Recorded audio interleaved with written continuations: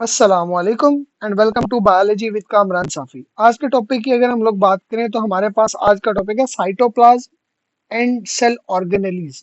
तो सबसे पहले अगर हम लोग एक सेल की बात करते हैं तो एक सेल बेसिकली तीन कंपोनेंट्स पर मुश्तमिल होता है। वो तीन कंपोनेंट कौन से होते हैं? सबसे पहले क्या है कि उसके जो सराउंड कर रही है उसको क्या बेटे, एक सेल मेम्ब्रेन या फिर क्या प्लाज्मा मेम्ब्रेन। दूसरी चीज क्या, उसके सेंटर में मौजूद एक न्यूक्लियस। और तीसरी चीज क्या आ जाती है? न्यूक्लियस और सेल मेम्ब्रेन के दरमियान मौजूद एक फ्लूइड जिसको हम लोग क्या कहते हैं? साइटोप्लाज्म कहते हैं। तो सबसे पहले हमारे पास क्या आ जाता है आज के टॉपिक में? साइटोप्लाज्म। अगर साइटोप्लाज्म की बात कीजिए तो ये सेमी विस्कस है, थोड़ा सा गाढ़ा है, मतलब ना बिल्कुल पानी है और ना कोई बहुत ज्यादा गाढ़ा है शहद वगैरह की तरह। तो सेमी विस्कस है, सेमी ट्रांसपेरेंट है, मतलब जो है वो इसके आर पार थोड़ा सा नजर आ जाता है, बिल्कुल एग्जैक्ट वाजे पानी की तरह ट्रांसपेरेंट भी नहीं है और बिल्कुल जो है वो नॉन ट्रांसपेरेंट भी नहीं है। जितने भी लिविंग ऑर्गेनिज्म है सब में मौजूद है। कहाँ कहाँ पे मौजूद है?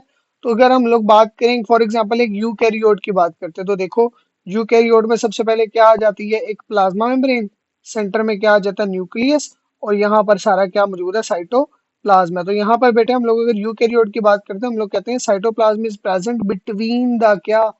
Plasma membrane and nucleus. Plasma membrane और न्यूक्लियस के दरमियान में है। लेकिन अगर प्रोकैरियोट की बात करें तो उसमें भी प्लाज्मा मेम्ब्रेन है, लेकिन आपको पता है कि उसके अंदर कोई न्यूक्लियस तो है नहीं, न्यूक्लियर मटेरियल वैसे ही अंदर पड़ा होता है। तो मतलब इसके आर पार जितनी भी ये जगह है सारी ये सारी क्या है बेटे? साइटोप्लाज्म है। तो मतलब क्या कि सेल मेम्ब्रेन के अंदर जो कुछ भी है, एंटायर स्पेस, वो हमारे पास सारी क्या है बेटे? साइटोप्लाज्म है एक प्रोकैरियोट के अंदर। अगर हम लोग इसकी कंपोजिशन की बात करें तो अगर देखा जाए ना साइटोप्लाज्म को, तो साइटोप्लाज्म में दो चीजें बेसिकली आ जाती हैं। एक उसके अंदर आ जाता है उसका फ्लूइड, दूसरा उसकी ऑर्गेनेलीज। तो उसका जो फ्लूइड होता है ना, उस फ्लूइड को हम लोग क्या कहते हैं? साइटोसोल। साइटो मतलब सेल, सोल मतलब सोल्यूशन। ये फ्लूइड है और ये पर्टिकुलरली किस चीज से मिलकर बना होता है? पानी से मिलकर बना हुआ होता है। इसके अंदर पानी होता है सबसे ज्यादा। उसके बाद क्या होती है? कुछ proteins, carbohydrates, lipids, inorganic salts होते हैं, जैसे कि जो है वो सोडियम हो गया, पोटाशियम हो गया, सोडियम क्लोराइड हो गया, इस तरह के सॉल्ट्स मौजूद होते हैं। अगर फंक्शंस कभी पूछे भाई क्या क्या फंक्शन हो सकते हैं साइटोप्लाज्म के, तो सबसे पहले ये स्पेस प्रोवाइड करते हैं ऑर्गेनेलीज के लिए। आपको पता है जितनी भी ऑर्गेनेलीज हैं एक सेल की, चाहे वो माइटोकॉन्ड्रिया, एंडोप्लाज्मिक रेटिकुलम है, गोल्गी ऑपरेटस है, ये सारी कहाँ मौजूद होती हैं? साइटोप्लाज्म में होती हैं, पहली बात। दूसरी क्या करते हैं? हेल्प करते हैं फंक्शनिंग ऑफ ऑर्गेनेलीज में।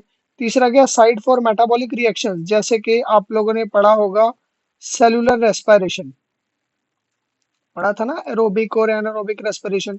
तो इन दोनों में क्या होता है? एक ग्लूकोज का मॉलिक्यूल टूटता है स्टार्टिंग में और दो मॉलिक्यूल्स बनते हैं पाइरूवेट या पाइरुविक एसिड के। इसको हम लोग क्या कहते हैं? इसके बनने को हम लोग क्या कहते हैं? स्टेप को हम लोग क्या कहते हैं? ग्लाइकोलाइसिस कहते हैं। अब ये ग्लाइकोलाइसिस सारे का सारा कहाँ पे होता है? साइटोप्लाज्म में होता है। तो इसलिए हम लोग कहते हैं कि site for most of the metabolic reaction. Glycolysis के आगे जो क्रेब्स साइकिल होता है वो यहाँ नहीं होता, वो माइटोकॉन्ड्रिया में होता है। अब सेल ऑर्गेनेलीज कौन कौन सी हो सकती हैं? तो सेल ऑर्गेनेलीज में अगर देखा जाए तो बहुत सारी ऑर्गेनेलीज होती हैं जो डिफरेंट फंक्शंस परफॉर्म कर रही होती हैं। जैसे कि आप शुरू कर लें कि एक न्यूक्लियस है, उसके साथ अटैच्ड होती है, क्या अटैच्ड होती है? एंडोप्लाज्मिक रेटिकुलम अटैच्ड होती है। डिफरेंट फॉर्म के अंदर एंडोप्लाज्मिक रेटिकुलम अटैच्ड है। अब ये एंडोप्लाज्मिक रेटिकुलम से स्टार्ट कर लो, माइटोकॉन्ड्रिया पे चले जाओ, गोल्गी ऑपरेटस पे चले जाओ, लाइसोसोम्स, पेरोक्सिसोम, ग्लाइकोक्सिसोम्स, ये सारी कहाँ मौजूद होती हैं? साइटोप्लाज्म के अंदर ही मौजूद होती हैं। अब ना इन मेम्ब्रेन, इन जो है वो ऑर्गेनेलीज को हम लोग डिवाइड करते हैं on the basis of their membranes. कुछ ऐसी होती हैं, लाइक ये फॉर एग्जांपल कोई एक ऑर्गेनेली है, इसके बाहर ना एक मेम्ब्रेन होती है। कुछ ऐसी हैं एक मेम्ब्रेन है, कुछ ऐसी हैं जो दो मेम्ब्रेन वाली भी होती हैं। लाइक अगर हम लोग बात करें ना राइबोसोम की, तो इसके बाहर कोई मेम्ब्रेन नहीं है। For example that is a ribosome, तो इसके बाहर कोई मेम्ब्रेन नहीं है, नॉन मेम्ब्रेन बाउंडेड है। लेकिन अगर हम लोग जो है वो देखते हैं इसमें कुछ जो है वो सिंगल मेम्ब्रेन बाउंडेड भी होती हैं, जिसमें क्या आ जाती है? एंडोप्लाज्मिक रेटिकुलम आ जाती है, इसी के अंदर ही गोल्गी ऑपरेटस भी आ जाता है, इसी में जो है वो लाइसोसोम भी आ जाता है और डिफरेंट तरह की ऑर्गेनेलीज आ जाती हैं। लेकिन अगर हम लोग कभी बात करें डबल मेम्ब्रेन बाउंडेड की, तो डबल मेम्ब्रेन बाउंडेड में क्या आ जाता है आपके पास? सबसे कॉमन क्या, न्यूक्लियस। न्यूक्लियस क्या, डबल मेम्ब्रेन बॉन्डेड है।